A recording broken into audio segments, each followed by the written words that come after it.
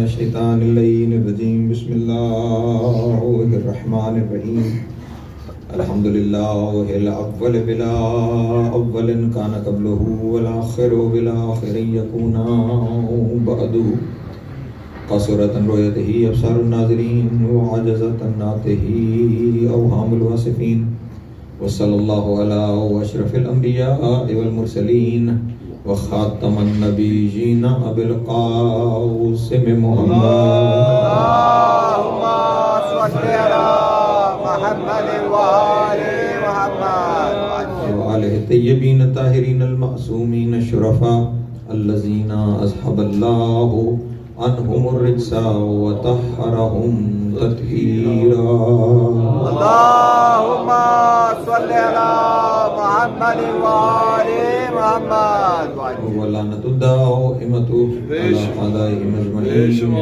عداوتہم الی قیام یوم الدین اما بعد فقد قال اللہ تبارک و تعالی فی محکم کتابہ المجید وفرقانہ الحمید وقولہ الحق وہو اصدق الصادقین بسم اللہ الرحمن الرحیم والعصر ان الانسان لفی خسر الا الذین آمنوا وعملوا الصالحات وتواصوا بالحق وتواصوا بالصبر وقال رسول اللہ صلی اللہ علیہ وآلہ وسلم ان الحسین مصباح الہدی وسفینۃ النجاۃ صلوات بر محمد اللہم صل علی محمد وآل محمد پھر بھی ایک دفعہ مل کے اللہم صل علی محمد وآل محمد. سامعین محترم، محرم الحرام کا چاند نظر آ چکا اور مسلمانوں کے مطابق ایک نئے اسلامی سال کا آغاز ہوا. آپ جس ملک میں رہتے ہیں آپ بہت بہتر اس بات سے آشنا ہیں کہ دنیا کی مختلف قومیں اپنے اپنے نئے سال کا آغاز مختلف انداز سے کرتی ہیں. کہیں جنوری میں نیو ایئر کے نام سے ہوتا ہے، کہیں نوروز کے نام سے ہوتا ہے. مختلف قوموں کے مختلف سالوں کی ابتدائیں ہیں، لیکن دنیا یہ دیکھتی ہے، اسی ملک میں اگر آپ دیکھ لیں تو وہ کون سی لعنت ہے کہ جو نئے سال کی ابتدا کی خوشی کے نام پر یہ لوگ اپنے گلے میں نہیں ڈالتے ہیں. دنیا کی ہر قوم لعنتوں سے، برائیوں سے، بدکاریوں سے اپنے سال کا آغاز کرتی ہے. یہ حسین کا احسان ہے، ہمارے سال کا آغاز رحمتوں سے ہونے جا رہا ہے.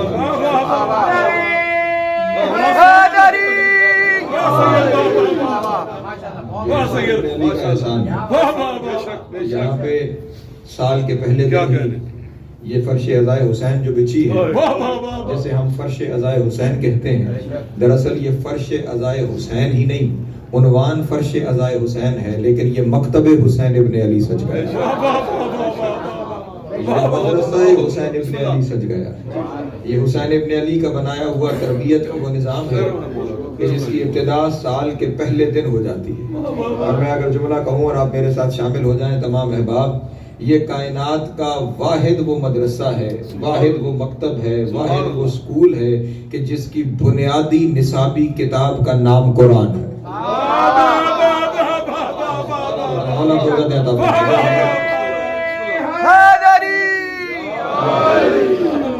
یہاں پہ جو بیسک سلیبس ہے، اس سلیبس بک کا نام، اس بنیادی نصابی کتاب کا نام قرآن ہے. جو ممبر پہ آتا ہے اس کی گفتگو قرآن سے شروع ہوتی ہے، قرآن پہ ختم ہوتی ہے. بلکہ اگر یہ جملہ کہوں تو زیادہ مناسب ہوگا، ممبر پہ آنے والے کی گفتگو صامت قرآن سے شروع ہو کے ناطق قرآن پہ ختم ہوگا. قرآن ثابت سے گفتگو شروع ہوتی ہے، قرآن ناطق پہ جا کر یہ گفتگو اختتام تک پہنچ جاتی ہے۔ ثابت قرآن کی تلاوت سے شروع ہوتی ہے، ناطق قرآن کے تذکرے پر اس گفتگو کا اختتام ہوتا ہے۔ بنیادی نصابی کتاب ہی قرآن ہے، بلکہ میں یہاں پہ جملہ ہدیہ کرنا چاہوں گا اپنے دوستوں کے سامنے۔ قرآن مجید کا ہر لفظ، قرآن مجید کا ہر حرف، بلکہ زیادہ مناسب یہ ہوگا کہ قرآن مجید کی ہر حرکت تشنہ تفسیر رہ جائے اگر اس کا ربط حسین سے نہ جوڑ دیا جائے۔ قرآن کی تفسیر ممکن ہی نہیں ہے جب تک کہ اسے حسین سے ربط نہ دے دیا۔ حسین وہ ہے جو قرآن کو تفسیر دیتا ہے، حسین وہ ہے جو قرآن کو شرح دیتا ہے، حسین وہ ہے کہ جو قرآن کو دنیا کے سامنے دکھاتا ہے، حسین وہ ہے جو قرآن کو کردار میں ڈھالتا ہے۔ یہ حسین ابن علی کا احسان ہے کہ آج قرآن ہمارے درمیان زندہ ہے۔ یہ حسین ابن علی کا احسان ہے کہ آج قرآن کی حقیقتیں لوگوں کے سامنے موجود ہیں۔ کیوں؟ کیونکہ اس حسین کے مکتب کی بنیادی کتاب کا نام ہی قرآن ہے۔ یہاں سے قرآن کی ہی ہر بات، اس ممبر کے اوپر بیان ہی تو دو چیزیں ہوتی ہیں، یا قرآن بیان ہوتا ہے یا شارع قرآن مصطفیٰ کا فرمان بیان ہوتا ہے۔ یہ ممبر اس کے علاوہ کسی تیسری چیز سے آشنا ہی نہیں ہے۔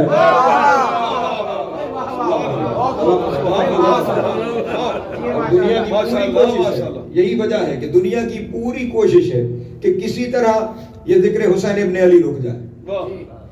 یہ جو 10 دن ہے نا، یہ 10 دن ابتدائی مجلس ہے تو میں تمہیدی مراحل سے گزرنا چاہتا ہوں۔ یہ 10 دن بڑی اہمیت کے حامل ہیں۔ سارا سال فتووں کی فیکٹریاں کھلی رہتی ہیں،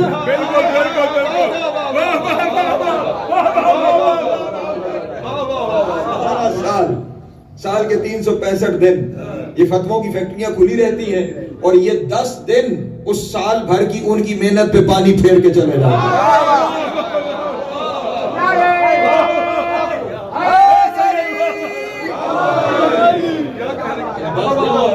اس ممبر حسین ابن علی سے وہ کچھ بیان ہو جاتا ہے کہ ان کی سال بھر کی محنت ایک طرف، اور ان 10 دنوں میں وہ سال بھر کی محنت پہ پانی پھیر کے چلے جاتے ہیں۔ بلکہ چلے یوں کہوں تو زیادہ بہتر ہو جائے گا۔ آپ نے ایک واقعہ علماء ذاکرین واعظین سے ہمیشہ سن رکھا ہوگا کہ وہ فرعون نے اپنے محل میں کچھ جادوگر بلائے تھے۔ ان جادوگروں نے کیا کیا تھا؟ انہوں نے رسیاں پھینکی، وہ رسیاں سانپ بن کر، چھوٹے چھوٹے سانپ بن کر فرعون کے دربار میں لوٹنے لگی، اور اس کے جواب میں حجت خدا نے ایک عصا پھینکا۔ وہ عصا اژدہا بنا اور وہ ان چھوٹی چھوٹی رسیوں کو نگل گئے۔ انہوں نے بہت سی چھوٹی رسیاں پھینکی، یہاں سے ایک عصا پھینکا۔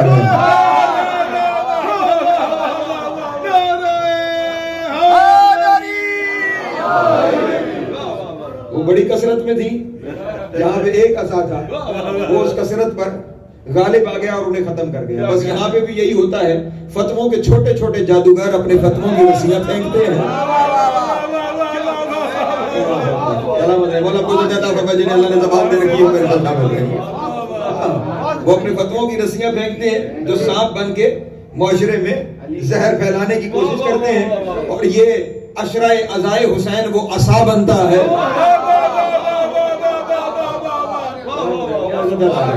یہ وہ عصا بنتا ہے کہ جو ان تمام رسیوں کو، ان فتووں کی رسیوں کو نگل جاتا ہے۔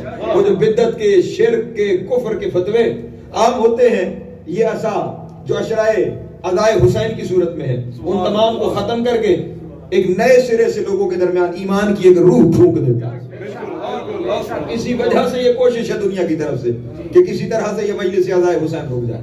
یہ مجلس عزائے حسین جانتے ہیں کرتی کیا ہے؟ یہ صرف اتنا کرتی ہے، چہروں پہ ڈلے ہوئے منافقت کے نقاب ہٹا دیتی ہے۔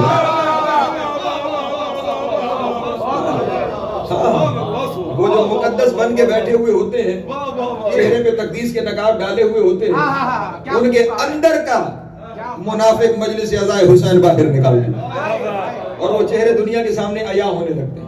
اپنے ان چہروں کو چھپانے کے لیے اس مجلس اعضاء کے خلاف، ان اشروں کے خلاف فتوے، اس یاد منانے کے خلاف فتوے. حالانکہ یہی لوگ جو فتوے لگا رہے ہوتے ہیں، اگر ان کی آپ رویے مختلف جگہوں پر دیکھیں، مختلف مواقع پر دیکھیں، تو آپ کے بڑے مختلف رویے نظر آئیں گے. مختلف ملکوں کے لوگ تشریف فرما ہوں گے، لیکن میں جس وطن سے آیا ہوں، جس ملک سے آیا ہوں، وہاں کی ایک مثال، ابھی یہ جولائی کا مہینہ چل رہا ہے، 2 مہینے کے بعد اگست کے بعد سپٹمبر آئے گا. اس سپٹمبر میں ہمارے ملک میں 6 سپٹمبر کو ایک دن منایا جاتا ہے.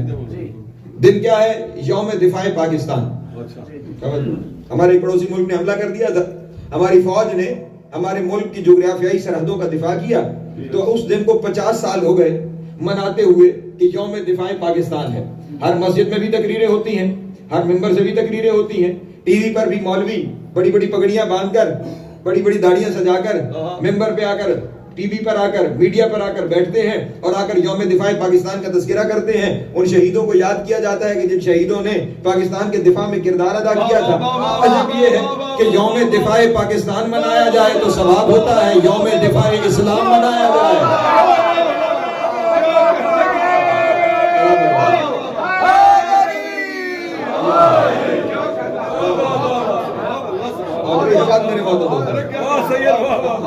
یوم دفاع پاکستان منا لے تو اچھی بات، ثواب ہے، کوئی مسئلہ نہیں ہے.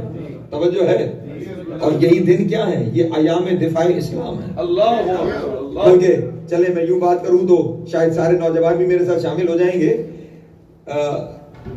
تذکرے اگر آپ نے دیکھنا ہو نا کہ کسی ملک کے ساتھ، کسی تحریک کے ساتھ محبت کون کرتا ہے اور دل میں اس ملک، اس تحریک کا بغض کون رکھتا ہے، تو بڑا سیدھا سا آسان سا ذریعہ یہ ہے کہ اس ملک کے یا اس تحریک کے کسی ہیرو کا تذکرہ کرو.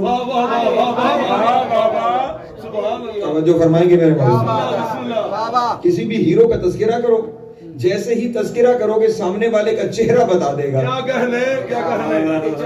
کہ یہ جس پر وہ ہیرو قربان ہو گیا تھا اس کے ساتھ مخلص ہے یا اس کا بغض دل میں بٹھائے ہوئے، منافقت کا نقاب چہرے پہ ڈالے ہوئے ہے. بس یہی مجلس حسین ابن علی جو تھوڑی دیر پہلے آپ سے جملہ کہا، میرے مولا حسین نے مدینے سے نکلتے ہوئے کہا تھا ان کان دین محمد لم یستقم الا بقتل یا سیوف فخذنی، کہ اگر دین محمد میرے قتل کے بغیر نہیں بچتا تو آؤ اے تلواروں مجھے کاٹ ڈالو. اس کا مطلب یہ ہوا مقصد حسین ابن علی دین مصطفیٰ کا دفاع تھا. تو اب حسین ابن علی کا ذکر کر کے دیکھو، چہرے بتا دیں گے محمد کا وفادار کون ہے، محمد کا باغی کون ہے.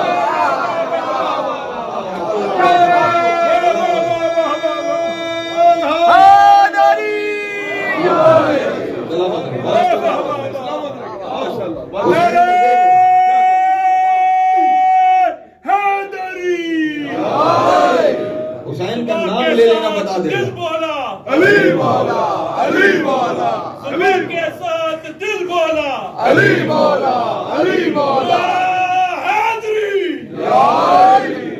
حسین کا تذکرہ یہ فیصلہ کر دے گا کہ مصطفیٰ کے ساتھ محبت کرنے والا کون ہے اور مصطفیٰ کا باغی کون ہے، کہ جس نے اسلام کا نقاب اپنے چہرے پہ اوڑھ رکھا ہے. اس لیے تو میں نے رسول کی حدیث کو سرنامہ کلام میں تلاوت کیا، رسول فرما کے چلے گئے ان الحسین مصباح الہدی، حسین ہدایت کا چراغ ہے. اگر تم نے دیکھنا ہے کہ ہدایت کہاں ہے تو تمہیں دیکھنا پڑے گا کہ حسین کہاں ہے. حسین سے وابستگی ہدایت کا ثبوت بنے گا. بلکہ آئیے میں 2 قدم اور آگے بڑھاؤں. رسول اللہ چراغ کا کام کیا ہے؟ روشنی دینا. یہی کام ہے چراغ. اچھا روشنی تو سورج بھی دیتا، روشنی تو چاند بھی دیتا، اور یہ دونوں بظاہر چراغ سے بڑے ہیں. اس میں تھوڑی سی گونج ہے، اگر یہ ایڈجسٹ ہو جائے. سورج کا کام بھی ہے روشنی دینا. آپ میری طرف متوجہ رہیں، انتظامیہ اس کو دیکھ لی. سورج کا کام بھی ہے روشنی دینا، چاند کا کام بھی ہے روشنی دینا. تو چاہیے تو یہ تھا کہ رسول فرماتے کہ ان الحسین شمس الہدی، میرا حسین ہدایت کا آفتاب ہے، بڑا ہے، زیادہ روشنی بڑھتا ہے. رسول یوں فرما دیتے کہ ان الحسین قمر الہدی، میرا حسین ہدایت کا چاند ہے، وہ بھی بڑا روشن ہے. چاند کی طرف نسبت دے دیتے، لیکن رسول نے نہ سورج کی طرف نسبت دی نہ چاند کی طرف نسبت دی. یا رسول اللہ وجہ کیا ہے؟ سورج کی طرف کیوں نسبت نہیں دے رہے، چاند کی طرف کیوں نسبت نہیں دے رہے؟ تو بعید نہیں کہ میرے رسول کی آواز آئے گی کہ کبھی کبھی ایسا ہوتا ہے کہ انسان کسی ایسی اندھیری کوٹھڑی میں بند ہو جاتا ہے.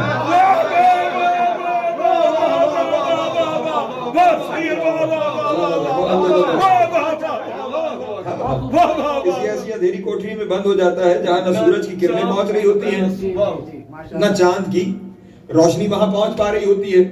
تو اب اس اندھیری کوٹری میں اگر روشنی کی ضرورت پڑے تو کیا کیا جاتا ہے؟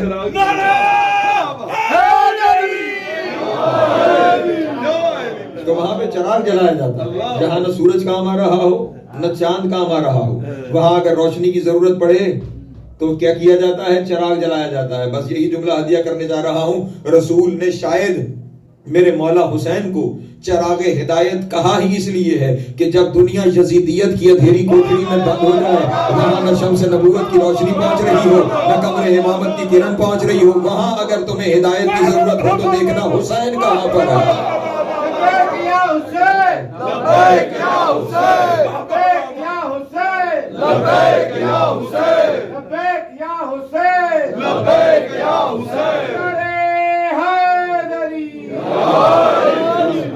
یہ بات میرے بہت نعرہ لبیک یا حسین کا لگ گیا نا, جب یہ نعرہ لگا کرے تو اس میں جواب دیتے ہوئے ایک لمحے کی کوتاہی نہ ہونے پائے, کیونکہ باقی جتنے نعرے ہیں وہ بندوں کے بنائے ہوئے ہیں.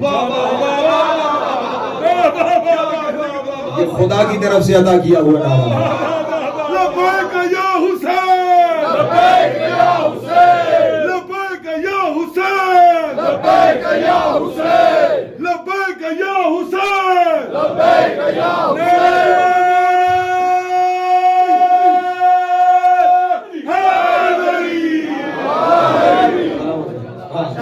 بات میں نے کہہ دی تو میں اس کی دلیل پیش کرتا چلوں کہ یہ نعرہ خداوند عالم کا دیا ہوا نعرہ ہے. اس روایت کا راوی دشمن اہل بیت ہے. دشمن اہل بیت اس روایت کا راوی ہے.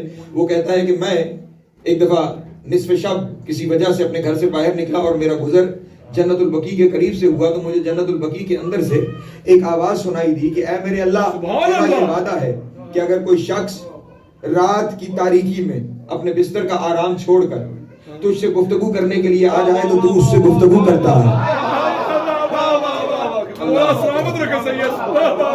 میری رات میں بستر کا سکون چھوڑ کر تجھ سے گفتگو کرنے کے لیے آ جائے تو تو اس سے گفتگو کرتا ہے. عام انسان آ جائے تو تو اس سے گفتگو کرتا ہے. توجہ, وہ جو بیٹھا ہوا شخص تھا نا, وہ جو باہر سے گزر رہا شخص تھا, اس نے کہا میں نے جب غور سے آواز سننے کی اور پہچاننے کی کوشش کی یہ آواز کس کی ہے تو مجھے خبر ہوئی یہ آواز حسین ابن علی کی ہے. یہ آواز حسین ابن علی کی ہے جو اپنے خدا سے میں گفتگو ہے. میرے اللہ, یہ تیرا وعدہ ہے کہ اگر کوئی رات کی تاریکی میں اپنے بستر کو چھوڑ کے تجھ سے گفتگو کرنے آتا ہے تو تو اسے جواب بھی دیتا ہے اور اس کے ساتھ گفتگو بھی کرتا ہے. وہ کہتا ہے ابھی حسین کے یہ لفظ ختم نہیں ہوئے تھے کہ وہاں سے آواز آئی لبیک یا حسین.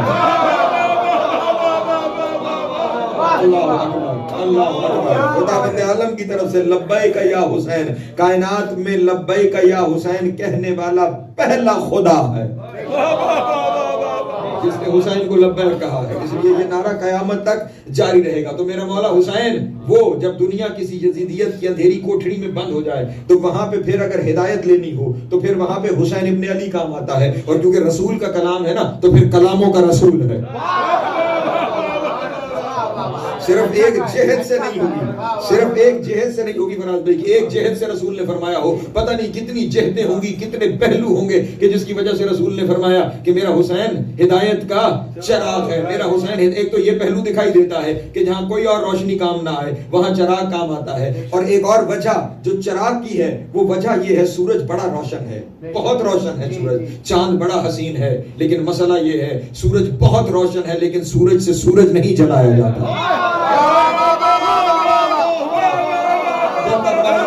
میرے ساتھ شامل ہوتے چلے جائیں. سورج سے سورج نہیں جلایا جاتا, چاند سے چاند نہیں بنایا جاتا. چراغ میں یہ کمال ہے, چراغ میں وہ سخاوت ہے, چراغ سے چراغ جلایا جاتا ہے. چراغ سے چراغ جلایا جاتا ہے. چراغ اپنی لو منتقل کر دیتا ہے. اب سامنے والے ظرف پہ ہے وہ روشنی لیتا کتنی ہے. چراغ بوکل نہیں کرتا, چراغ اپنی لو منتقل کرتا ہے. سامنے والے کے ظرف پر ہے کہ وہ کتنی روشنی لیتا ہے. چراغ سے چراغ جلایا جاتا ہے. حسین کا بھی یہی کمال ہے, حسین حسین بناتا ہے. اللہ اکبر، سلامت رہے، مولا کو عزت عطا فرمائے۔ حسین حسین بناتا ہے، حسین حسین صرف بناتا نہیں، حسین آج تک حسین بنا رہا ہے۔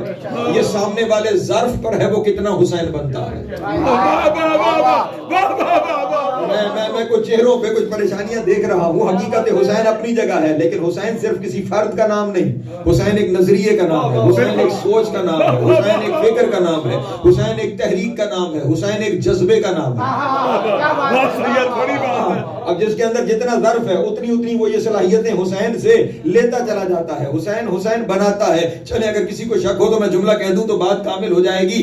اگر یہ دیکھنا ہو کہ حسین حسین بناتا ہے، اگر اس کی دلیل چاہیے ہو نا تو ذرا شب عاشور میں جھانک کے دیکھنا، چراغ بجھنے سے پہلے ایک حسین تھا، جب چراغ بجھ کے جلا تو 72 حسین تھے۔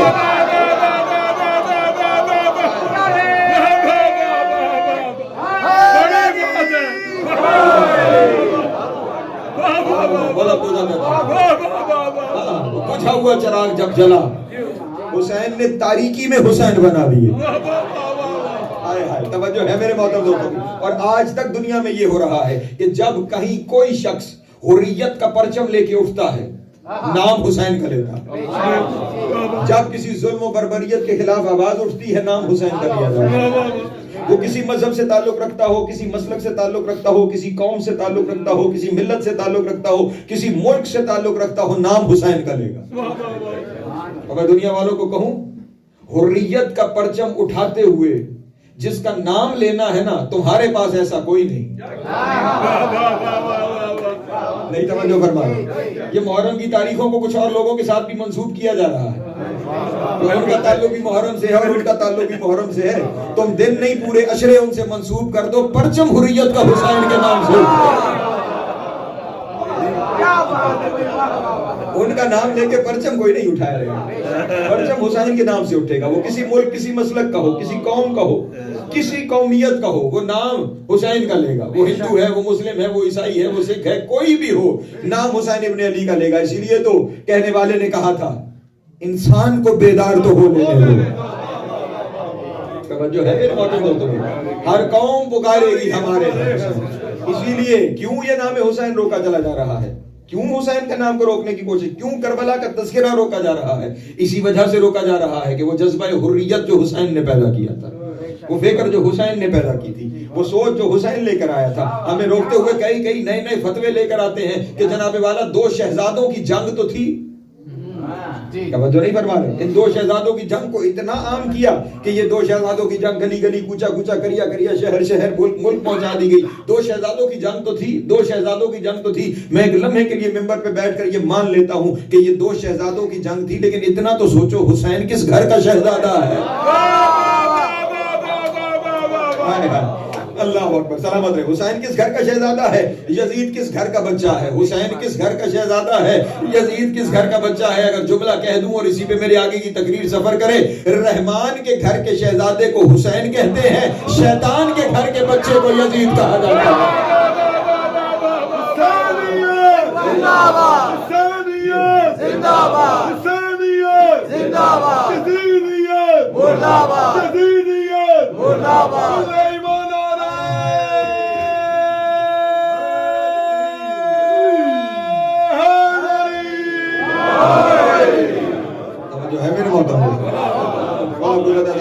آج وقت تھوڑا لیٹ ہو گیا، کل 10:15 میں انشاءاللہ آپ کے سامنے حاضر خدمت ہو جاؤں گا تاکہ ہم بہتر انداز میں زیادہ وقت جتنا ممکن ہو سکے ہم اپنی گفتگو کر سکیں۔ ایک درود پڑھیں محمد والے محمد کی ذات پر۔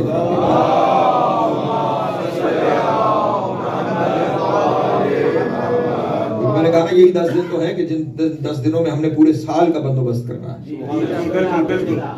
علم کے سال بھر کا راشن انہی 10 دنوں میں ہمیں ملنا ہے، یہیں سے ہم نے مل کے سفر کو شروع کرنا ہے۔ حسین کی جنگ کربلا میں 2 شہزادوں کی جنگ نہیں، کربلا کی جنگ صرف حق و باطل کی جنگ بھی نہیں، کربلا کی جنگ رحمان اور شیطان کی جنگ۔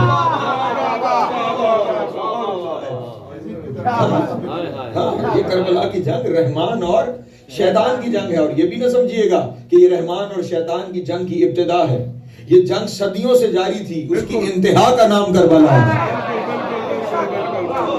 اللہ اکبر، جہاں رحمانیت بھی مجسم ہو کے میدان میں آ گئی،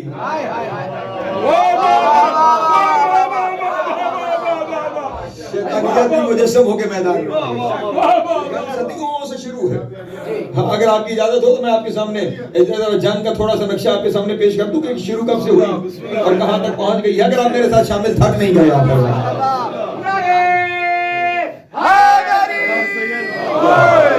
میری کوشش ہوگی کہ میں بات پہنچانے میں بخل نہ کروں اور آپ سے یہ امید رکھوں گا کہ آپ بات کو لینے میں بخل نہ کریں اور آپ کی ریسیونگ پاور آپ کی زبان سے ہی پتہ چلتی رہے گی. جتنے آپ انوالو رہیں گے اتنی انشاءاللہ مجھے بات پہنچانے میں, کیونکہ میرے یہاں معاملہ ڈیمانڈ اینڈ سپلائی کا ہے. جہاں آپ تھکے وہاں میں اس سے پہلے تھک چکا. اور بات یہ جنگ کربلا سے شروع نہیں ہوئی, یہ جنگ صدیوں پہ محیط ہے. اس جنگ کی ابتدا اس دن ہو گئی تھی جب خدا نے پہلا خلیفہ بنانے کا اعلان کیا تھا. خداوند عالم نے اپنا پہلا خلیفہ بنایا اور خلیفہ بنا کے کیا ارشاد فرمایا, وَإِذَا نَفَخْتُ فِيهِ مِن رُوحِي فَقَعُوا لَهُ سَاجِدِينَ. جب میں اس میں اپنی روح پھونک دوں, توجہ, تو پھر اسے سجدہ کرنا. اور جب روح پھونک دی, وَإِذْ قُلْنَا لِلْمَلَائِكَةِ اسْجُدُوا لِآدَمَ فَسَجَدُوا إِلَّا إِبْلِيسَ. ہم نے فرشتوں سے کہا کہ اسے سجدہ کرو, سب نے سجدہ کیا سوائے ابلیس کے. اب جب اس نے سجدہ نہیں کیا تو خداوند عالم نے پوچھا, ما منعک ان تسجد لما خلقت بیدی, تجھے اس کو سجدہ کرنے سے کس نے منع کیا جسے میں نے اپنے ہاتھوں سے بنایا.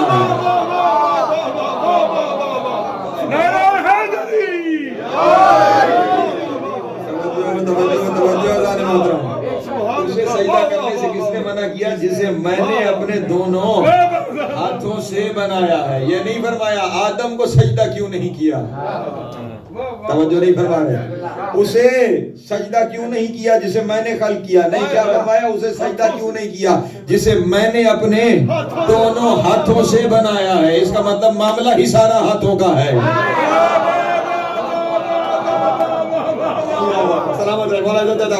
شامل رہی گا میرے موضوع, سارا معاملہ ہی کس کا ہے. چلے میں نے مثال دی, اسی مثال سے پھر بات کو آگے بڑھاتا ہوں. یہاں سے میں نکل کے جو وہاں جاؤں اور وہاں کچھ نوجوان بیٹھے ہوئے ہوں اور وہ جاتے ہوئے کچھ خیال نہ کریں کہ میں وہاں سے گزرا, اور یہاں سے کوئی بزرگ اٹھیں اور ان کے پاس جائیں کہ یہاں سے باقر نقوی گزرے, تم نے تعظیم کیوں نہ کی جبکہ وہ ذاکر حسین ہے. آپ نے خیال کیوں نہیں کیا جبکہ وہ ذاکر حسین ہے. اس کا مطلب یہ ہوا کہ اگر میں ذاکر نہ ہوتا اور گزر جاتا تو کوئی مسئلہ نہیں تھا, لیکن کیونکہ میں ذاکر تھا اس لیے وہاں پہ کچھ ہونا ضروری تھا. وہ جو ہونا تھا اس کی وجہ میں نہیں, ذکر حسین تھا. توجہ میرے باتوں, وہ جو ہونا تھا اس کی وجہ میں نہیں, اس کی وجہ ذکر حسین تھا. کیونکہ کہا جا رہا ہے کیوں نہیں کیا جبکہ وہ ذاکر حسین ہے. خدا بھی یہی فرما رہا ہے, کیوں سجدہ نہیں کیا جبکہ میں نے اسے اپنے ہاتھوں سے بنایا ہے. اللہ اکبر. اس کا مطلب تجھے سجدہ اس لیے کرنا چاہیے تھا کہ اسے میرے ہاتھوں نے مس کر لیا تھا, اسے میرے ہاتھوں نے مس کر لیا تھا. اس کا مطلب جسے ید اللہ چھو لے,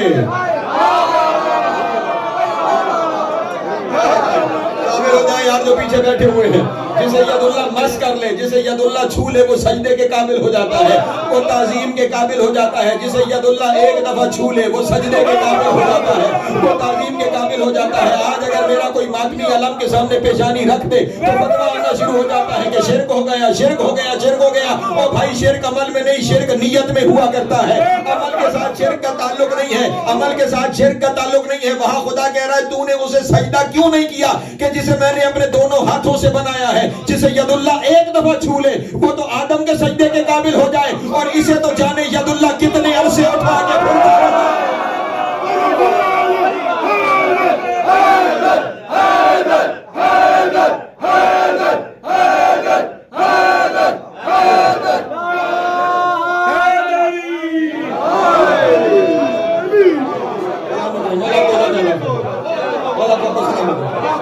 آگے کی تقریروں میں اس بات کی مزید بھی وضاحت ہوگی کہ شرک ہوتا کیا ہے میرے محترم دوستوں. لیکن وہاں ید اللہ نے مس کر دیا, اور وہاں پہ خداوند نے اسے سجدہ کیوں نہیں کیا جسے میں نے اپنے دونوں ہاتھوں سے بنایا. اور اس نے جواب میں کیا کہا, خلقتہ من طین وخلقتنی من نار, اسے تو نے مٹی سے بنایا, مجھے تو نے آگ سے بنایا. توجہ ہے، جنگ شروع ہو رہی ہے. انا افضل منہ، میں اس سے افضل ہوں. وجہ کیا ہے؟ وہ مٹی سے، میں آگ سے. یہ پہلا قیاس تھا.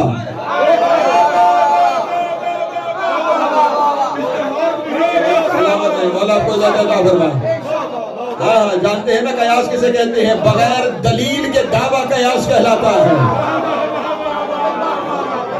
سلامت ہے، مولا کو زیادہ عطا فرمائے. بغیر دلیل کے جو دعویٰ کیا جائے وہ قیاس کہلاتا ہے. بغیر دلیل کے جو دعویٰ کیا جائے وہ قیاس کہلاتا ہے. اس کے پاس دلیل تو تھی کوئی نہیں کہ آگ مٹی سے افضل ہے.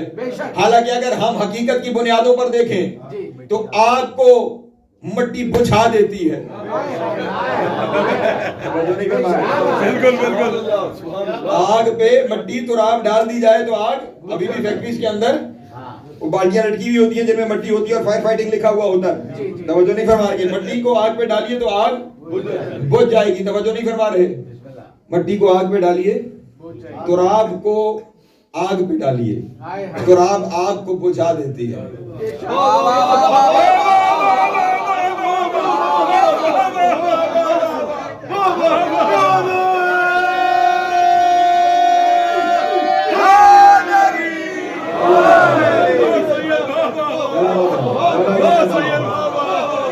تراب آگ کو بجھا دیتی ہے تو پھر جس دل میں ابو تراب کی محبت ہو وہ آگ میں نہیں جا سکتا.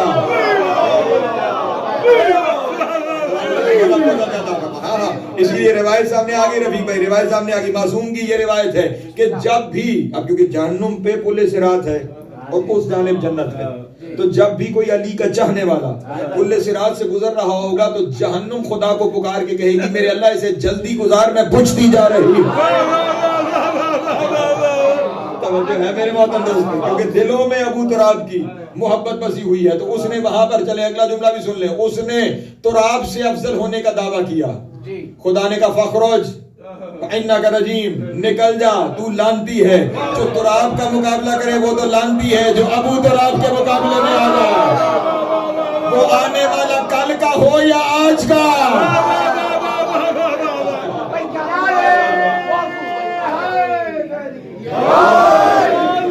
سلامت رہے، مولا کو زیادہ عطا فرمائے. پہنچ رہی ہے بات میرے محترم دوستوں پر.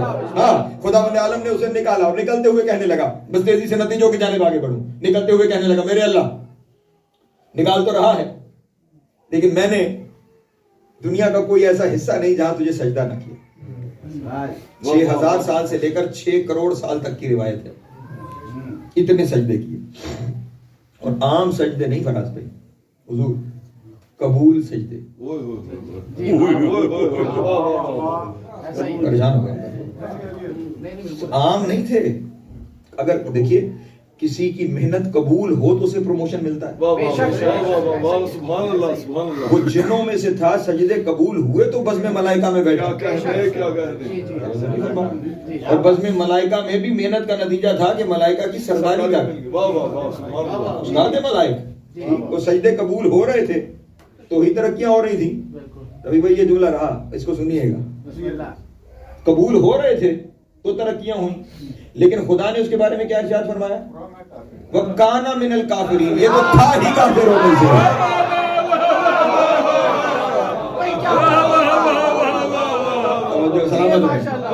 یہ کانا ماضی بعید کا صیغہ ہے. کانا من الکافرین، یہ تو تھا ہی کافروں میں سے. یہ تو میرے اللہ تھا کب کافروں میں سے؟ سجدہ گزار تھا اور سجدے قبول بھی ہو گئے. اور آپ فرما رہے تھا ہی کافروں میں سے. بعید نہیں کہ خداوند عالم کی آواز آئے گی جو حجت کا انکار کر دے میں اس کے قبول سجدے کفر بنا دیتا ہوں.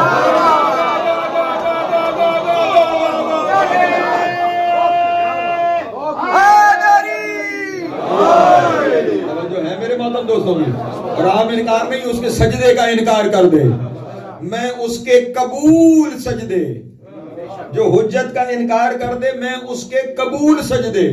کانا من الکافرین، میں قبول سجدوں کو کفر میں بدل دیتا ہوں. پھر دنیا والوں خیال کرو، جس کے قبول ہونے کی اس کے پاس سند تھی، اللہ نے اس کے قبول کفر بنا دیے. تمہیں تو خبر ہی نہیں کہ قبول بھی ہے یا نہیں ہے.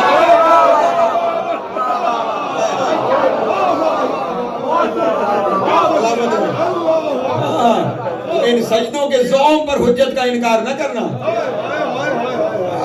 ورنہ کانا من الکافرین والوں میں سے ہو جاؤ گے. چلیں ایک وقت لفظ آ گیا ہے, کبھی کہیں آگے جا کے کہنا تھا لیکن رکا نہیں جا رہا. یہ کانا من الکافرین کا لفظ جو ہے نا, یہ کانا کی جو اصطلاح ہے یہ آتی ہی تب ہے جب حجت کا انکار کر دیا جائے. امیر المومنین کی ولایت کا اعلان جب رسول نے فرمایا تھا نا میدان غدیر میں, تو اس وقت ارشاد فرمایا من شکا فی ولایت علی ابن ابی طالب کانا مشرکا, جس نے علی کی ولایت میں شک کیا وہ تو تھا ہی مشرک.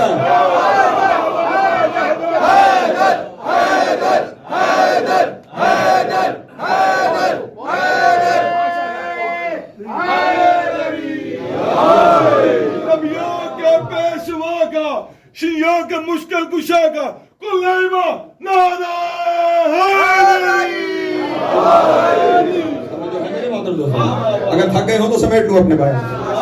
چمن چمن گلی گلی علی علی علی علی, چمن چمن گلی گلی علی علی علی علی کا نعرہ حیدری. نکلتے ہوئے خداوند عالم نے پوچھا, جا رہا ہے؟ اس نے کہا جا تو رہا ہوں لیکن سجدے کیے ہیں, صلہ چاہتا ہوں. کیا مانگتا ہے حضور؟ زندگی مانگتا ہوں. کب تک چاہیے؟ قیامت تک چاہیے. ہم کسی کو خالی نہیں جانے دیتے, زندگی تجھے دیتے ہیں لیکن قیامت تک نہیں. الا وقت المعلوم, ایک معلوم وقت تک, کیونکہ اس معلوم وقت کے بعد وہ آ جائے گا جس کے ہوتے ہوئے تیری گنجائش نہیں ہوگی.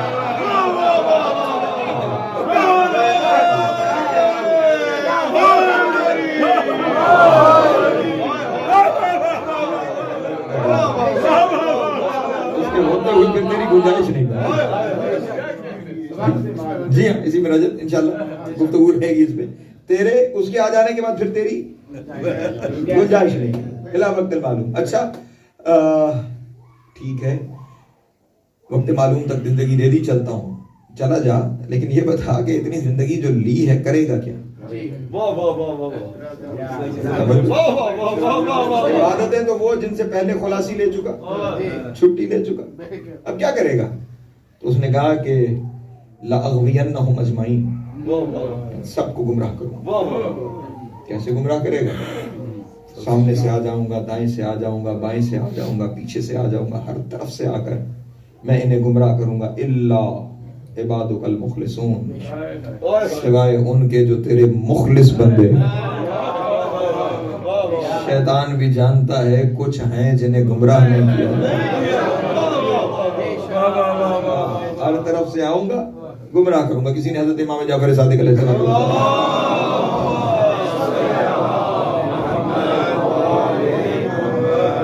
امام سے عرض کی کہ مولا جب ہر جانب سے آ جائے گا تو پھر بچیں گے کیسے؟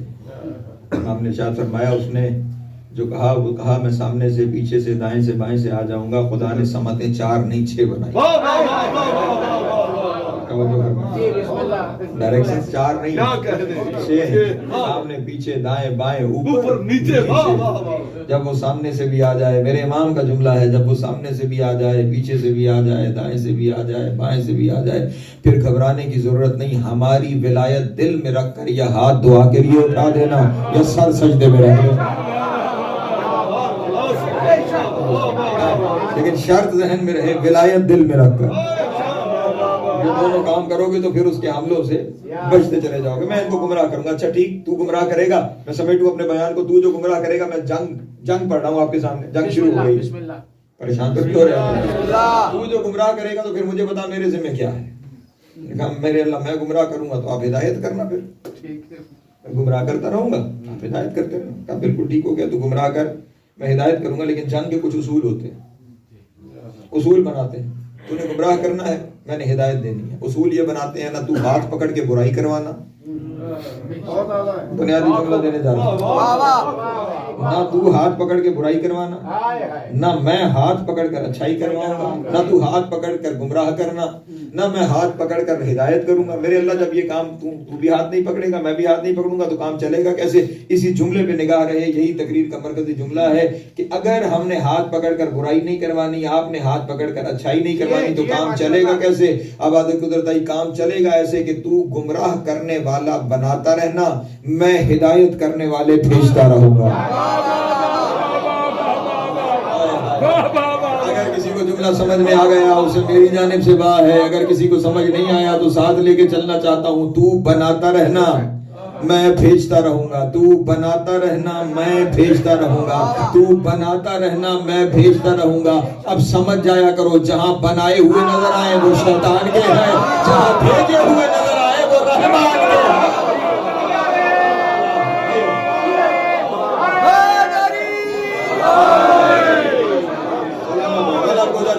پورے تاریخ پہ یہ معیار طے ہو گیا. جہاں بنائے ہوئے ہیں وہ شیطان کے ہیں, جہاں بھیجے ہوئے ہیں وہ رحمان کے ہیں. بس جنگ شروع ہو گئی, اس نے بھیجنا شروع کر دیے, اس نے بنانا شروع کر دیا. اس نے آدم بھیجا, اس نے آدم کے گھر میں قابیل بنایا. توجہ ہے, اس نے نوح بھیجا, اس نے نوح کے گھر میں کنعان بنایا. اس نے موسیٰ بھیجا, اس نے فرعون بنایا. اس نے نمرود, اس نے ابراہیم بھیجا, اس نے نمرود بنایا. وہ بھیجتا رہا, یہ بناتا رہا. اور چشم فلک نے جب یہ منظر دیکھا کہ بھیجے ہوں کے ماننے والے تھوڑے,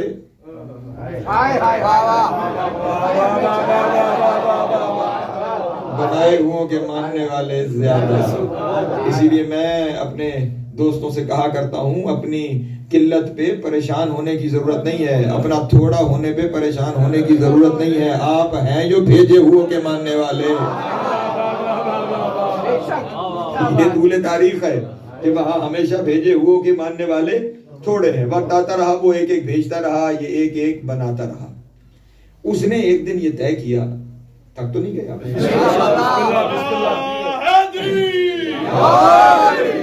تھک جائے وہاں مجھے بتائیے گا. ایک دن سلامت بڑی محبت آپ, اس نے ایک دن یہ فیصلہ کیا کہ اب ایک ایک نہیں بھیجوں گا, پورا قبیلہ بھیجوں گا. ایک ایک نہیں, پورا قبیلہ بھیجوں گا. اس نے بھی طے کیا وہ قبیلہ بھیجے گا تو میں قبیلہ بناؤں گا.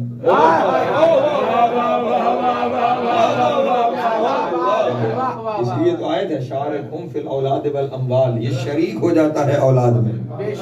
جو ہے میرے یہ شریک ہو جاتا ہے. اس نے طے کیا میں قبیلہ بھیجوں گا, اس نے طے کیا میں قبیلہ بناؤں گا.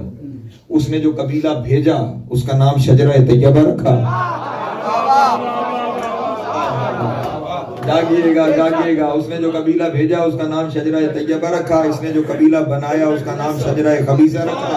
اور اگر کسی کو نہ سمجھ میں آ رہی ہو کہ طیبہ کون ہے اور خبیثہ کون ہے, حسین کا ذاکر واضح کر دے.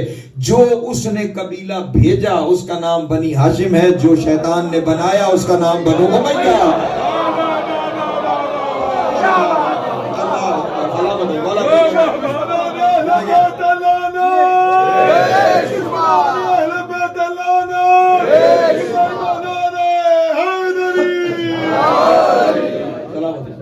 یہ بھیجا گیا, اب بھیجے ہوئے اپنا کام کرنے لگے, بنائے ہوئے اپنا کام کرنے لگے. تعلق ہوگا ان احباب کا جن کا کبھی کھیتی باڑی سے تعلق رہا ہو یہاں یا وہاں. جب زمین میں کوئی فصل بونے کا وقت آتا ہے نا تو براہ راست بیج پھینک نہیں دیے جاتے زمین کے اندر. پہلے اس زمین کو پریپیئر کیا جاتا ہے, اسے تیار کیا جاتا ہے, ہل چلایا جاتا ہے, وتر لگایا جاتا ہے, سواد پھینکا جاتا ہے. بیج جتن ہے جو کرتے ہیں تو پھر زمین اس قابل ہوتی ہے کہ اس میں بیج بویا جائے. بس اس قبیلے نے بھی یہی کام کیا. ہاشم سے لے کر ابو طالب تک ذہنوں کی زمین تیار کرتے رہے.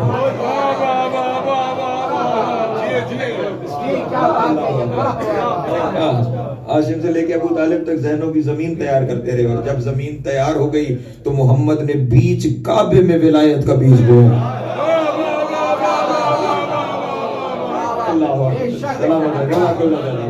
اب رحمان والا قبیلہ رحمان کے مشن کو لے کے چل رہا, شیطان والا قبیلہ ان کے راستے کو روکتا جا رہا ہے. رحمان والے قبیلے نے دنیا کے سامنے آنے کا فیصلہ کیا کہ خدا کی توحید بھی رحمان کی پہنچائی جائے, مصطفیٰ کی رسالت بھی پہنچائی جائے. اس شہر میں فیصلہ کیا جس شہر میں اللہ کا گھر تھا کہ اس گھر کے اندر اللہ کی توحید, رحمان کی توحید کو بیان کیا جائے. لیکن عجب یہ ہے کہ رحمان کی توحید بیان کرنے کے لیے رحمان نے اپنا گھر نہیں چنا, ابو طالب کی چوپال کو چنا. سلامت رہے, مولا قدرت عطا فرمائے. پہچانیے گا اس جنگ کو, یہ جنگ مسلسل چلتی چلی جا رہی ہے. رحمان نے اپنا پیغام پہنچانے کے لیے گھر کس کا چنا؟ ابو طالب کا گھر چنا. اور اس ابو طالب کے گھر میں رحمان والے نے رحمان کے پیغام کا اعلان کیا. اور اسی گھر میں سے ایک شہزادے نے اٹھ کر اس کی نصرت کا اعلان کیا.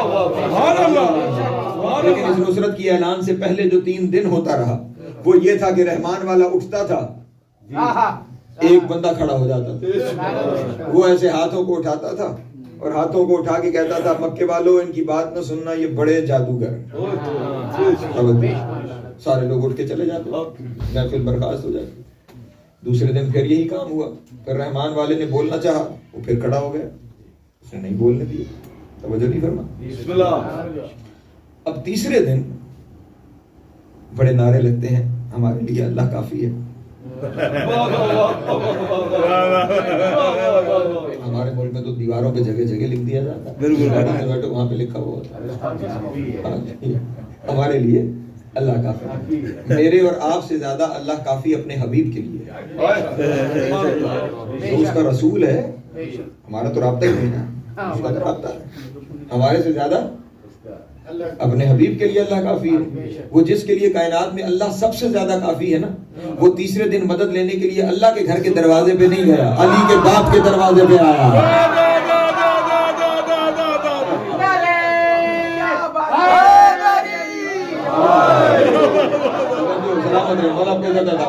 چچا ابو طالب, میں بولنا چاہتا ہوں وہ بولنے نہیں دیتا. جناب ابو طالب نے بھی نہیں کہا کہ اللہ کا پیغام دینا ہے خدا سے مدد مانگ, نہیں, وہ اس کے ہاتھ شل کر دے, تو نہیں فرمانے کو فرشتے بھیج کے اسے پکڑ کے بٹھا دے, نہیں. اچھا پھر پریشان ہونے کی ضرورت نہیں میری جان, کل میں جانوں پیغام جانے, تم تیاری رکھو بول لے. اور اگلے دن جہاں وہ روز اٹھنے والا بیٹھتا تھا, جناب ابو طالب اس کے بالکل پیچھے بیٹھ گئے, اور ادھر رسول اٹھے اور وہ شخص حسب بری عادت اٹھا. حسب عادت اور حسب بری عادت کو جانتے ہیں. وہ اٹھا اور جیسے ہی وہ اٹھنے لگا, جناب ابو طالب نے بائیں ہاتھ سے اس کا کندھا دبایا, دائیں ہاتھ سے اس کی کلائی کو مروڑ کے کہا تبت یدا ابی لہب وتب.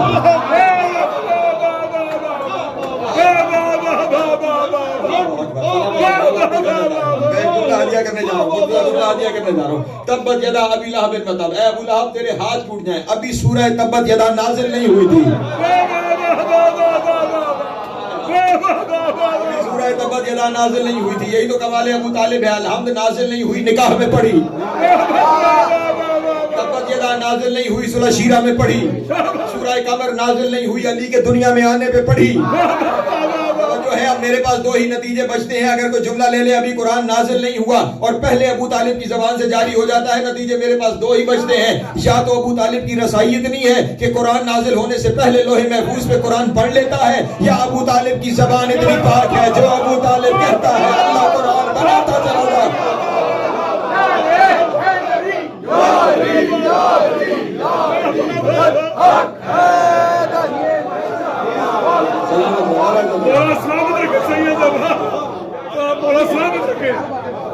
یہ بات میرے بات اسے روک دیا جناب ابو طالب نے. اور اب جب پیغام پہنچایا رحمان والے نے تو اسی ابو طالب کا بیٹا اٹھا, انا ناصر یا رسول اللہ, میں آپ کا مددگار اللہ کے رسول. کائنات میں مصطفیٰ کو پہلی دفعہ رسول اللہ علی نے کہا ہے, پہلی دفعہ کائنات میں رسول اللہ کا لفظ مصطفیٰ کے لیے علی نے استعمال کیا ہے. اب قیامت تک جب تک محمد اور رسول اللہ کہا جاتا رہے گا, علی کی سیرت پہ عمل ہوتا رہے گا. میں اگلا جملہ کہہ دوں, کائنات میں پہلی دفعہ محمد اور رسول اللہ علی نے کہا ہے, پہلی دفعہ علی ولی اللہ محمد نے کہا ہے.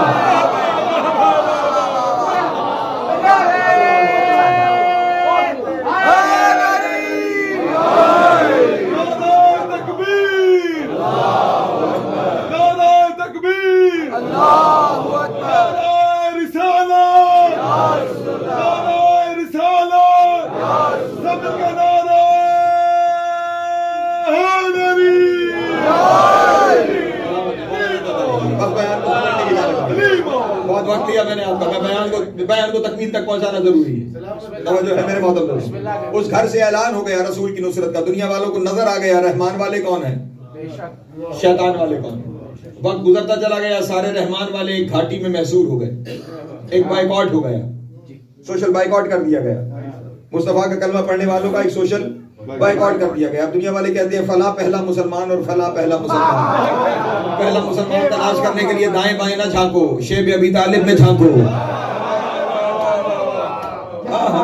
یہ ہجرت کے 7 سال بعد کا واقعہ ہے, سوری اعلان رسالت کے 7 سال بعد کا واقعہ ہے. توجہ, 40 رسول خدا کی 40 سال حیات گرامی تھی تو اعلان رسالت ہوا. 47 ایئرز تھی تو یہ سوشل بائیکاٹ شروع ہوا. ان 7 سالوں کے بعد شیب ابی طالب میں جھانک کے دیکھو کس کس نے کلمہ پڑھا ہے. جو اندر نظر آئے وہ مسلمان ہے, اور جو اندر نہیں ہے ابھی کلمہ پڑھنے والوں میں شامل نہیں ہے. جو ہے میرے محترم دوستوں, لیکن نظر آ رہا تھا رحمان والے کون اور شیطان والے کون. اور جب ابو طالب نے پردہ کر لیا, رحمان والے ہجرت کر کے مدینہ آ گئے. توجہ ہے, بڑی تیزی سے گزر گئے. مدینہ تشریف لے, مدینہ آ کے رحمان والوں کو تھوڑا سکون میسر آیا. انہوں نے اپنی عبادتیں کرنا شروع کر دی, اپنے خدا کے دین کے مطابق عمل کرنا شروع کر دیا. لیکن عجب واقعہ یہ ہوا, عمل وہ مدینے میں کرتے تھے, تکلیف مکے میں.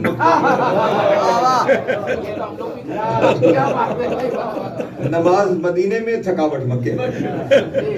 روزہ مدینے میں, بھوک مکے میں. عمل وہاں, رد عمل یہاں. بس ہمارے ساتھ بھی یہی ہو رہا ہے, ہاتھ ہمارے سینے پہ آتا ہے, پیچھے رہ گئے مرنے کے والے میرے لوگ.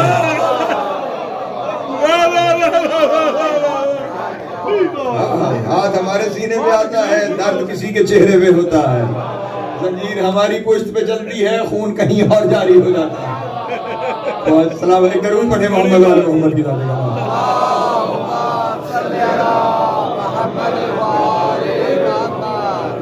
یہاں انہیں روکنے کے لیے شیطان والوں نے ایک لشکر تیار کیا, اور ادھر سے رحمان والوں بھی لشکر کا سن کے وہ بھی مدینے سے نکل پڑے, اور شیطان اور رحمان کے لشکر کا آمنا سامنا بدر کے گھاٹ پہ ہو گیا.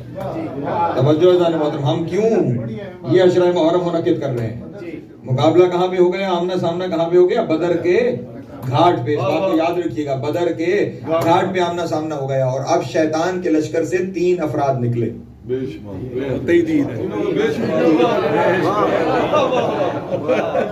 ان تینوں پہ لعنت. لشکر سے نکلے عتبہ, شیبہ اور ولید. عتبہ, شیبہ, ولید, 2 بھائی ہیں آپس میں. عتبہ اور شیبہ بھائی ہیں, ولید عتبہ کا بیٹا. 2 بھائی اور ایک بھتیجا. چلے باقی تعارف بھی کروا دیتا ہوں, وہ کہ ابھی پہنچے ہیں. لیکن ایک ہے ان میں یزید کی دادی کا باپ. بالکل, عتبہ یزید کی دادی کا باپ, شیبہ یزید کی دادی کا چچا, اور ولید یزید کی دادی کا بھائی. یہ ہے کہ جو وہاں سے کفر کے لشکر سے, اور انہوں نے میدان میں آ کے مبارز طلب کیا کہ کوئی ہے جو ہمارے مقابلے میں آئے. انصار مدینہ آگے بڑھے, انہوں نے کہا یا رسول اللہ ایسا نہیں ہو سکتا کہ ہم سے پہلے آپ میں سے کوئی میدان میں جائے, پہلے ہم اپنی جان نثار کریں گے, ہمارے خون کا آخری قطرہ بہہ جائے تو پھر کوئی آپ تک پہنچے گا. اسے کہتے ہیں صحابی. کہتے ہوئے گزرناؤں شامل رہیے گا. اسے کہتے ہیں صحابی, جو جان نثار کرنے پہ تیار ہو جائے, جو خون بہانے پہ تیار ہو جائے, اسے کہتے ہیں صحابی. وہ 3 لوگ انصار میں سے پہنچ گئے, انہوں نے سامنے والوں نے تعارف مانگا, انہوں نے کہا جناب بنی خزرج سے فلاں اور بنی نجار سے فلاں اور فلاں, انہوں نے اپنا تعارف کروایا. تو اب وہ جو سامنے والے تھے نا, انہوں نے ان سے بات ہی نہیں کی. عتبہ یوں گھوڑے کی رکابوں پہ زور دے کے کھڑا ہو گیا, اور رسول سے مخاطب ہو کے کہنے لگا کہ اے ابو طالب کی گود کے پالے محمد, جنگ کے اصول بھی بھول گئے, ہم ہیں بڑے خاندان والے. بکلم خود, ہم ہیں بڑے خاندان والے, ہمارے مقابلے میں بھیجو بڑے خاندان والے. ہم نے انہیں مار دیا تو ہمارے لیے بے عزتی ہے, ان کے ہاتھوں مارے گئے کبھی بے عزتی ہے, ہمارے مقابلے میں بھیجو بڑے خاندان والے. اب جب انہوں نے دیکھا کہ نہیں لڑتے, واپس چلے گئے, یا رسول اللہ ہم تو جان قربان کرنے گئے تھے لیکن وہ لڑنے کو تیار ہی نہیں ہے. اب توجہ رہے, ہمیں بڑے خاندان والے, ہمارے مقابلے میں بھیجو بڑے خاندان والے. مصطفیٰ کو رحمان اور شیطان کی پہلی جنگ میں, کفر اور اسلام کی پہلی جنگ میں ضرورت پڑ گئی ہے بڑے خاندان کی.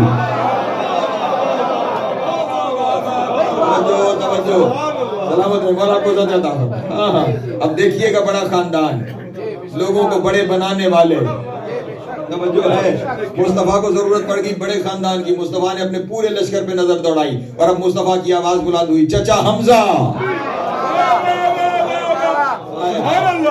توجہ ہے میرے محترم دوستوں کی, بھیا عبیدہ بن الحارث, میری جان علی ابن ابی طالب.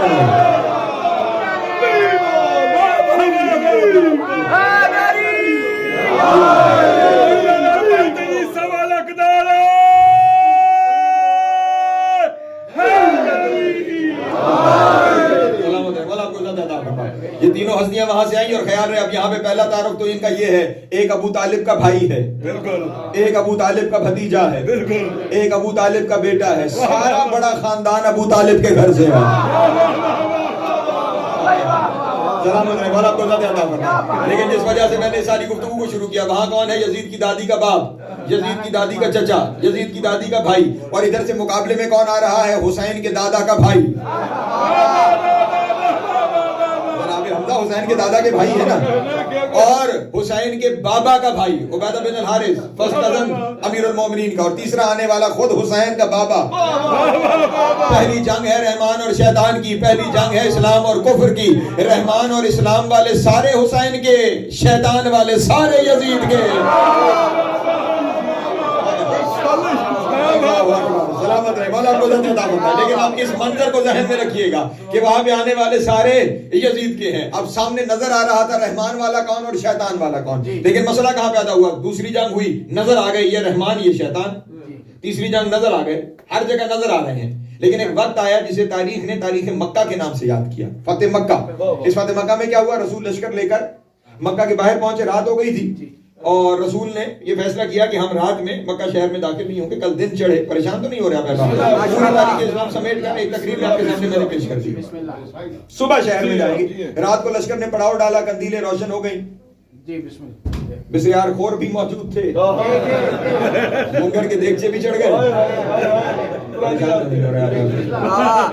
روشنیاں ہو گئیں۔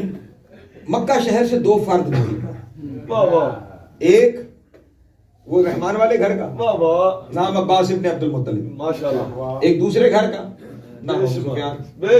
دونوں نکل کر باہر کوئی ابو قبیس کی چوٹی پر پہنچے، بالکل، اور ان دونوں نے اس سامنے پورے پڑاؤ کو دیکھا، بالکل۔ ابو سفیان کی زبان سے تاریخ تبری نے لکھا، ایک جملہ جاری ہوا۔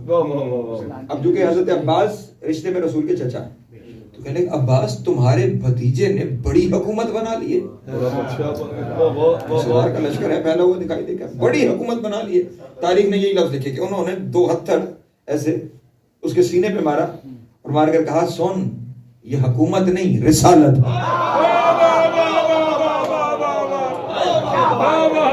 اللہ اکبر، حکومت نہیں یہ رسالت ہے، کیونکہ یہ جتنے آئے ہیں یہ پیڑ نہیں ہے، توجہ نہیں فرما رہے، یہ ہمیں رسالت کے پروانے ہیں، یہ رسالت ہے، حکومت نہیں ہے۔ اس رات شیطان والوں کا نظریہ حکومت ہے، توجہ، بات بس میں نتیجے پہ پہنچ گیا۔ رحمان والوں کا نظریہ رسالت ہے، شیطان والوں کا نظریہ حکومت ہے، شیطان والوں کا نظریہ حکومت، رحمان والوں کا نظریہ رسالت۔ خیال رہے گا جہاں جہاں حکومتوں کی بات آتی رہے گی، توجہ فرمائیں گے میرے موجود، وہاں نظریہ حکومت، یہاں نظریہ رسالت۔ اور اب صبح جو ہوئی تو قیامت ہو گئی۔ محسن نقوی نے کہا تھا جب کچھ نہ کر سکے تو مسلمان ہوگا،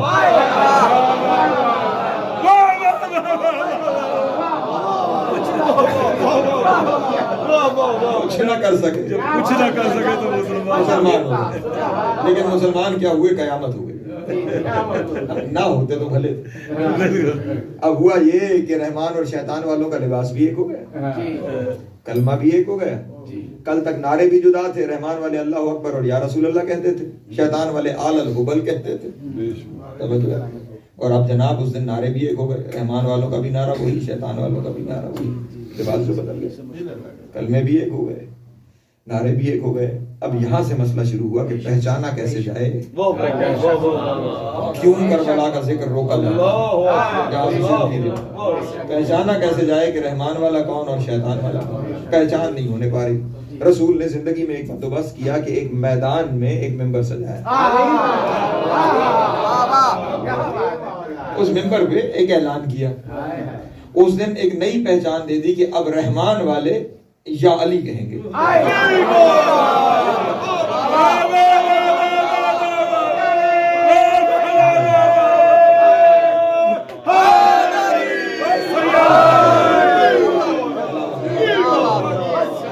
ایک تخصیص ہو گئی یہ رحمان والے ہیں یہ شیطان والے۔ لیکن پھر شام کو ایک قیامت ہوئی، اور وہ یہ ہوئی کہ بخن بخن کہہ کے سے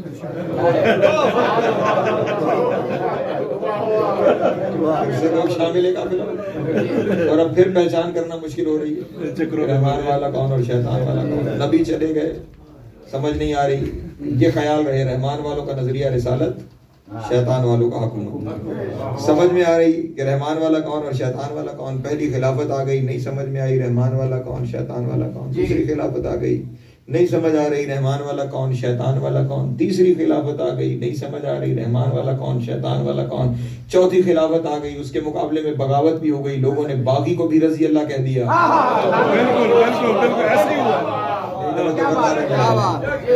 جس کے خلاف بغاوت تھی اسے بھی رضی اللہ کہہ دیا.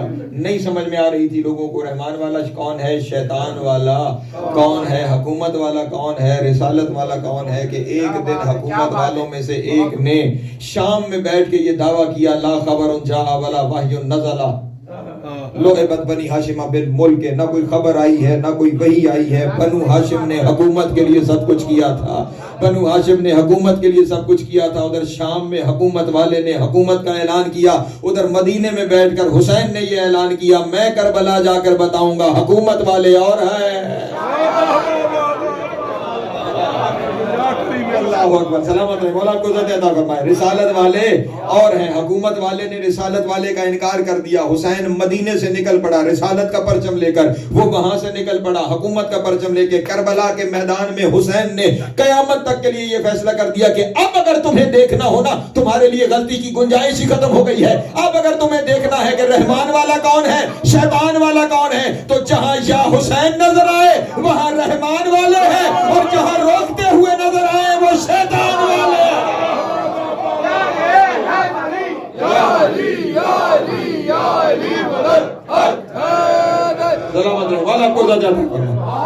یہ حسین نے وہ حد فاصل قائم کر دیا جہاں سے پہچان ہو جائے گی رحمان والا کون ہے شیطان والا کون ہے. اس لیے روکتے ہیں ذکر کو تاکہ پہچان نہ ہونے پائے. ہاں اسی لیے میں نے بدر کا تذکرہ کیا ہی اسی لیے تھا. یزید نے جب اہل بیت پہنچے تھے نا دربار میں تو اس وقت یزید نے کیا کہا تھا، اگر بدر والے ہوتے تو دیکھتے میں نے بدلہ کیسے لیا. ایک سوال چھوڑ کے آپ کے ذہنوں میں جاؤں اور آپ بھی اس سوال کو آگے پہنچائیے گا. یہ جملہ یزید کا آن ریکارڈ ہے. اگر بدر والے ہوتے تو دیکھتے کہ میں نے بدلہ کیسے لیا. یزید تو بدر میں تھا نہیں، اسے بتایا کس نے کہ کیا ہوا تھا.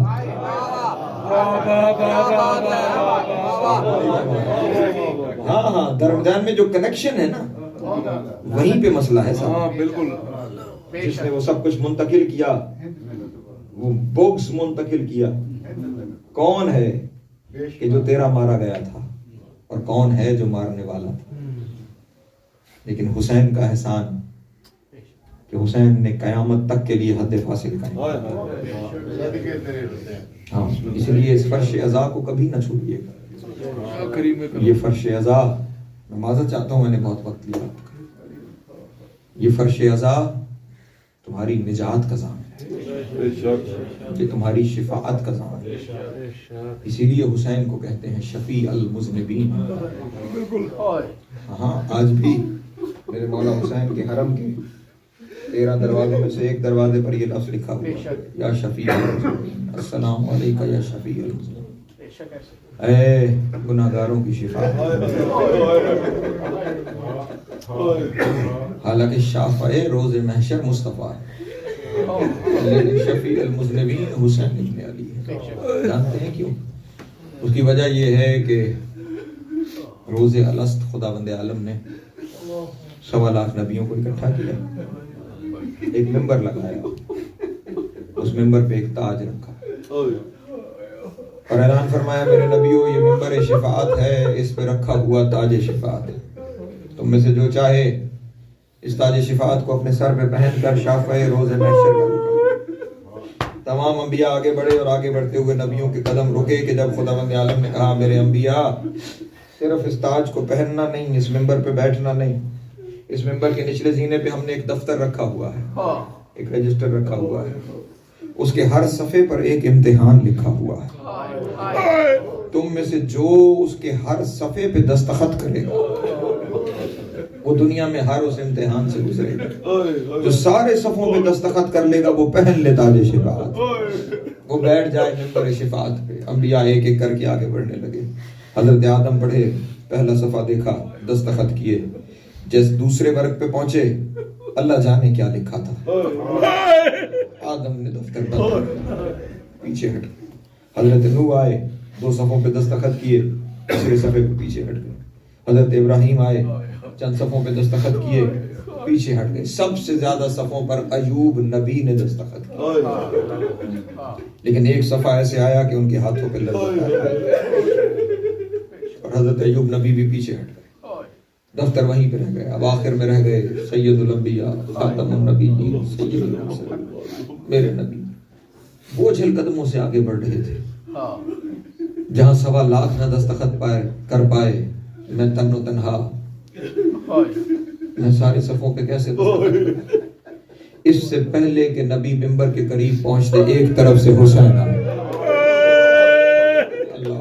مولا آپ کی ہائے قبول فرمائے. حسین نے آگے بڑھ کے تاج شفاعت اٹھا کے اپنے نانا کے سر پہ رکھ کے کہا, نانا سجدہ ہی آپ کو ہے, نانا تاج بنا ہی آپ کے لیے ہے, نانا ممبر پہ بیٹھنے کا حق ہی آپ کا ہے. رسول نے روتے ہوئے کہا, حسین امتحان ہے.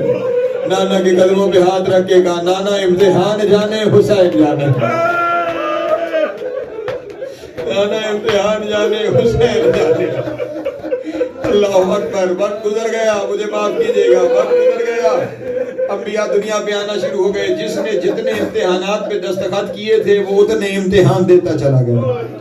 گزرتے گزرتے وہ وقت آ گیا, میرے نبی مدینہ تشریف لے آئے اور ایک دن مسجد نبوی میں گود میں ممبر پہ حسین کو بٹھائے ہوئے دنیا والوں کو کہہ رہے تھے, لوگوں پہچانو یہ میرا حسین ہے, لوگوں پہچانو یہ میرا حسین ہے. ابھی نبی یہ کہہ رہے تھے کہ دروازے سے جبریل داخل ہوئے اور بعد درود و سلام یہ عرض کیا, یا رسول اللہ وہ دن یاد ہے نا جب حسین نے تاج شفاعت آپ کے سر پہ رکھا تھا.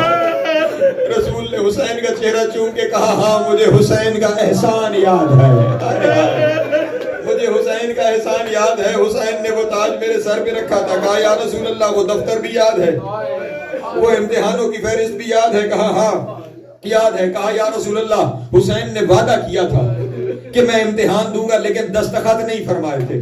حسین کی زبان پہ خدا نے یقین کیا تھا, لیکن آج امتحان کا وقت قریب آنے والا ہے. اللہ اکبر. حسین کو کہو اس پورے دفتر پہ دستخط کر دے. میرے مولا حسین نے بلا تشبیہ وہ پورا دفتر لیا, ایک ایک صفحے پہ حسین دستخط کرتے چلے جا رہے ہیں. ورق الٹتے الٹتے کوئی ایسا صفحہ آیا, حسین کے ہاتھوں میں لرزہ آیا, شروع ہوئے, لیکن حسین نے کانپتے ہوئے ہاتھوں سے دستخط کرتے کرتے سارے کا سارا دفتر مکمل کر کے جبریل کے حوالے کیا. جبریل چلا گیا, حسین نے رونا شروع کیا. حسین روتے روتے مسجد نبوی سے گھر میں آ گئے. ماؤں سے بیٹوں کا رونا نہیں دیکھا جاتا. اللہ اکبر. بیٹوں کا رونا نہیں دیکھا جاتا. جناب سیدہ نے بڑی کوشش کی حسین چپ ہو جائے, حسین چپ نہیں ہوئے. رسول بھی مسجد سے آ گئے, حسین چپ نہیں ہوئے.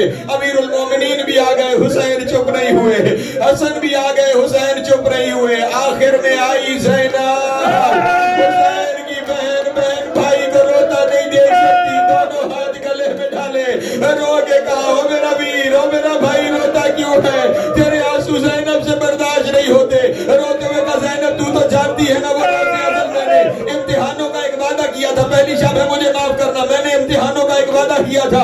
آج جبریل وہ دفتر لے کر آیا, مجھ سے ہر امتحان پہ دستخط کروا کے لے گیا. روتے ہوئے جناب زینب نے کہا, پھر پریشان ہونے کی کیا بات ہے حسین, جب دستخط کر دیے تو کر دیے ہیں, امتحان دینے ہیں, رونے کی کیا بات ہے؟ حسین کا گریہ اور بڑا. رو کے کہا, زینب کچھ دستخط کسی کی جگہ کر کے آ گیا.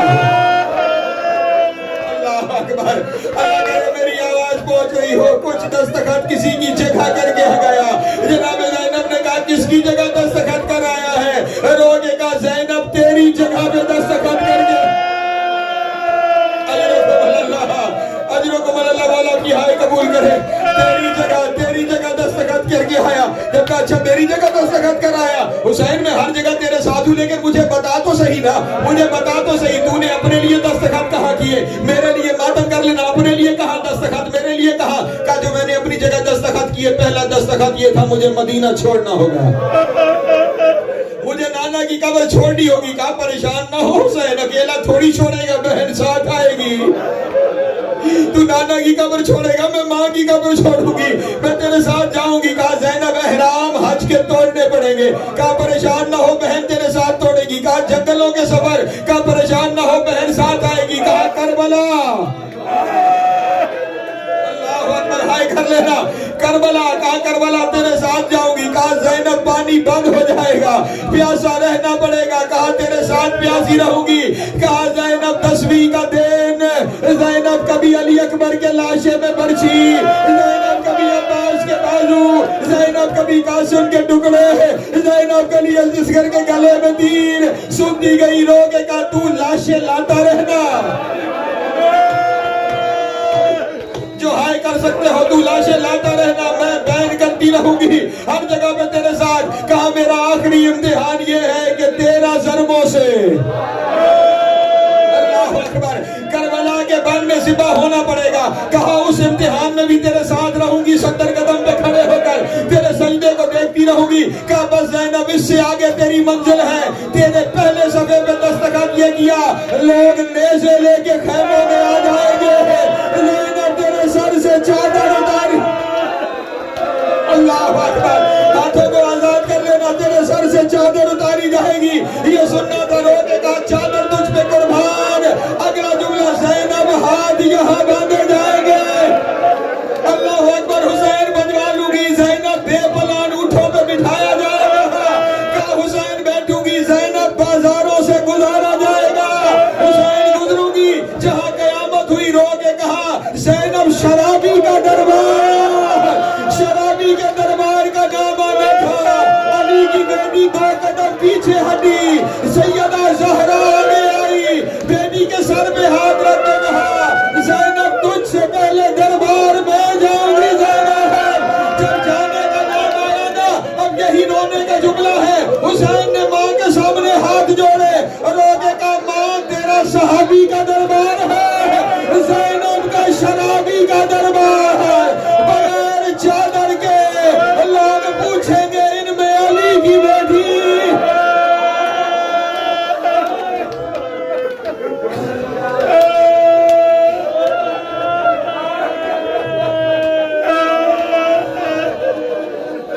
وَسَيَعْلَمُ اللَّهُ